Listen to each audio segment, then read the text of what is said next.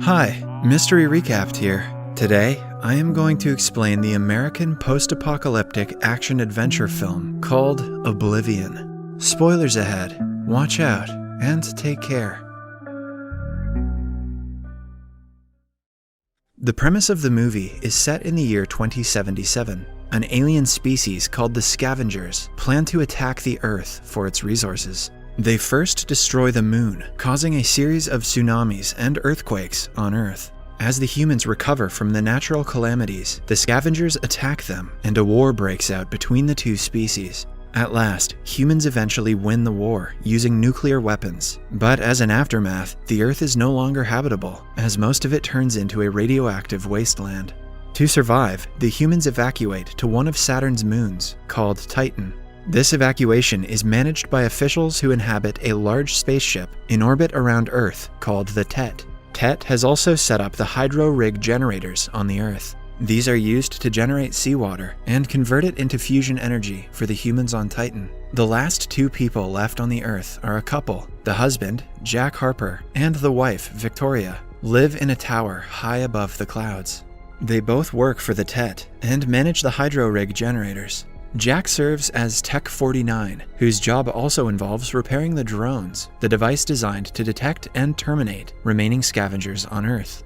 Victoria mostly stays inside the tower to keep an eye on him as his coordinator. At the beginning of the movie, Jack wakes up from a dream of an unknown woman. He has been having recurring dreams for a long time.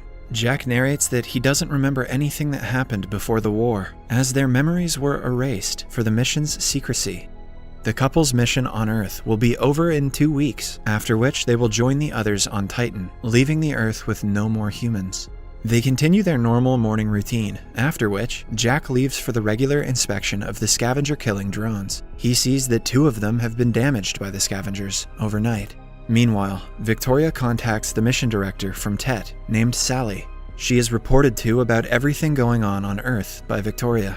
Jack reaches the broken drone and lands to repair it, while Victoria helps him by monitoring the area for scavengers. Jack successfully repairs the drone, even though he is short of available equipment. The drone quickly flies away after scanning Jack and finding out he is not a threat.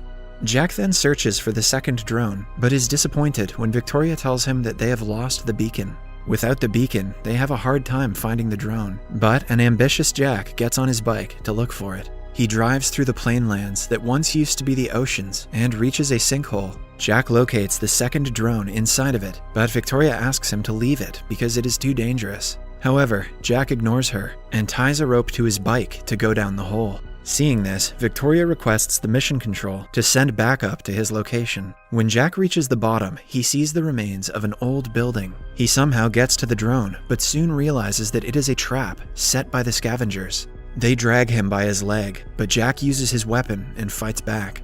At last, he is almost killed, but the backup drone arrives just in time. It kills all the scavengers and saves Jack. After everything settles down, Jack returns home. Jack has been growing a flowery weed, which he hands to Victoria as a gift. To his disappointment, she throws it away, saying that it might contain toxins. Been there. At dinner, Jack reveals that the scavengers were trying to capture him today. He is confused as to why they wouldn't want to kill him. Victoria, however, dismisses the conversation and seductively invites him to the swimming pool. Jack joins her a while later, and the night ends as they kiss. Or does it? The next morning, they wake up to the noise of a loud explosion. Jack quickly gets on his jet and makes his way to the area where the explosion took place. Sally calls Victoria and tells her that one of the hydro rigs has had a meltdown and has been destroyed permanently. On his way to the scene, Jack receives a strange radio signal from an unknown source. It makes him curious, so he makes his way to the source of the said signal. He reaches the remains of the Empire State Building, which he often visits in his recurring dream. Jack cuts a wire and gets rid of the signal, thinking it is of use to the scavengers. Then he does a perimeter check and almost crosses the border to the radiation zone, where they aren't allowed to go. Before returning home, he goes to a house in the middle of the woods that he had found on one of his expeditions. He comes here whenever he feels down and has made the house his own with decorations. Jack eventually falls asleep and dreams of an unknown girl in the Empire State Building. A while later, he wakes up to see some sort of vessel falling from the sky and quickly gets in his jet. At the same time, Victoria contacts him to inform him about the location of the vessel. Victoria also contacts Sally, who tells them to ignore the vessel because they have already gone through a lot of trouble for the day. Following the order, Victoria asks Jack to return home, but he dismisses her and lands on the crash site. There, he notices that the capsule is a pre-war device. A confused Jack finds hibernation pods with humans inside them. He is even more surprised to see that one woman inside a pod is the girl he always sees in his dreams. Before he can contemplate what is going on, a drone arrives there and begins shooting the hibernation pod, scanning them as scavengers. It destroys every pod, but Jack stops it from killing the girl. As he transfers the girl to take her home, some scavengers from nearby watch him. Back at the tower, Victoria is surprised to see Jack with the hibernation pod. They quickly get the girl out of the pod, and she calls Jack's name before passing out. Sometime later, she gains consciousness and introduces herself as Julie. Other than that, she doesn't tell them anything about her mission or her crew. While the three eat, Jack tells Julie about the war that caused the humans to evacuate the Earth. He says that Julie must have been in that pod for over 60 years, but the girl just laughs at the thought. Later at night, Victoria tells Jack that she wants Julie gone. She wants to report her existence to Mission Control and make them take her to Titan as well. However, Jack retaliates, saying that the drones sent by Mission Control tried to kill her, so asking them for help would be foolish. As they talk, a scavenger from below the tower keeps an eye on them. Then, we see Julie looking at the horizon through a window. She asks Jack to take her to her ship to retrieve the flight recorder. She feels like she is in a dream and has to know what happened to her crew before the crash. Jack hesitates, declaring that the scavengers are out on runs at night. But Julie wants something exciting to happen in the plot of this movie, so she insists. At last, they fly to the site of the crash again. A distressed Victoria waits for them at home, unsettled by her husband getting close to another woman. The other two reach the site and get the recorder, but before they can return, they are attacked and knocked out by the scavengers. Victoria sees this from the cameras and freaks out. The following morning, she gets a call from Sally, who asks her for reports. Victoria doesn't tell her about Julie and makes up an excuse for Jack being absent. Meanwhile, Jack and Julie are tied up and taken to the scavengers' hideout. To Jack's surprise, a human being sits in front of him. The man introduces himself as Malcolm Beach and seems to recognize Jack. He asks Jack if he remembers the things from his past, but Jack says his memories were removed for his own good. Then, Beach asks him if he has ever seen a scavenger up close. Just then, the lights turn on, and several humans standing on platforms are seen. Jack is surprised because he believed he and Victoria were the only ones left on Earth. Beach finally tells Jack that the scavengers they have been killing are actually humans, and the Mission Control has been lying to him. The thought is incomprehensible to Jack, and he declares it to be a lie. Then, they take Jack to show him around the hideout and tell him about their mission. They want to destroy the Tet, which is sucking out the Earth's resources. For this purpose, they have brought down Julia's ship Odyssey earlier. The ship had explosives that had the power to blow up the Tet. Now they have the explosives, and they have a drone to plant the explosives, but the only one who can program the drone is Jack. Hence, they need his help.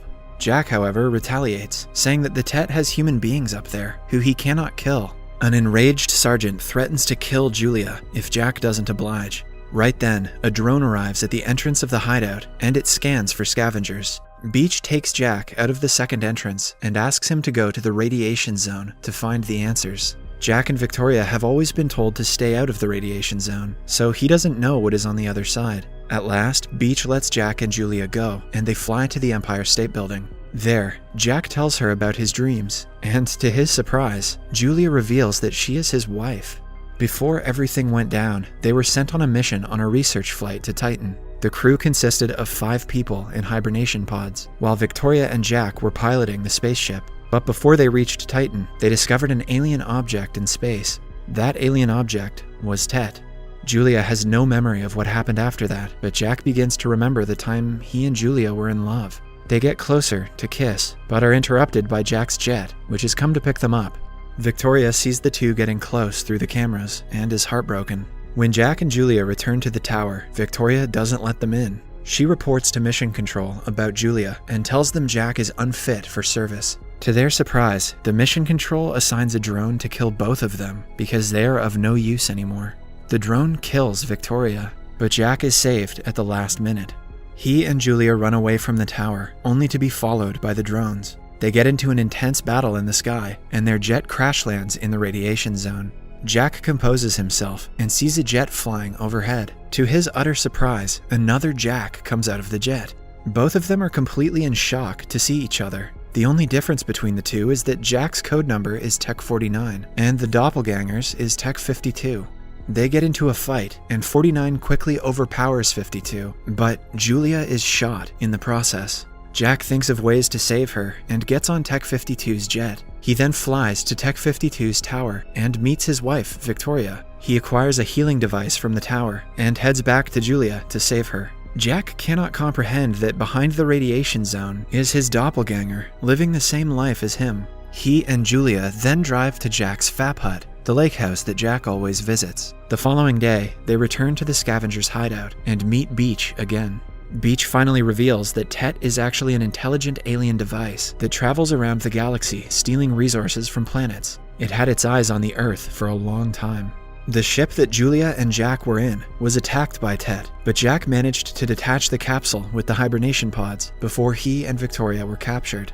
After that, Tet made several versions of Jack and Victoria and sent them down to take over humanity. Their memories were wiped, so they wouldn't question the mission, but Beach saw Jack save Julie and understood that he was different. He finally welcomes Jack back to the humans' side. Now, Jack repairs the drone that is supposed to take the explosive to Tet and destroy it, but before they can launch it, they are attacked by 3 other drones. A fight ensues between Beach's group and the drones, in which most of their crew are killed. At last, Beach is gravely hurt, and the drone they were supposed to launch is also destroyed. Now, Jack takes on the responsibility to get the explosive to Tet. Julie insists on joining him, so he puts her in a hibernation pod, and the two take off for Tet.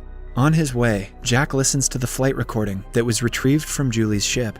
While listening to it, he remembers what happened on the ship before they were captured. In the present, Jack finally reaches the Tet, and the doors open for him to enter. Inside, he sees thousands of Jacks being created in incubation pods. He finally comes before the Tet, which is a triangular device.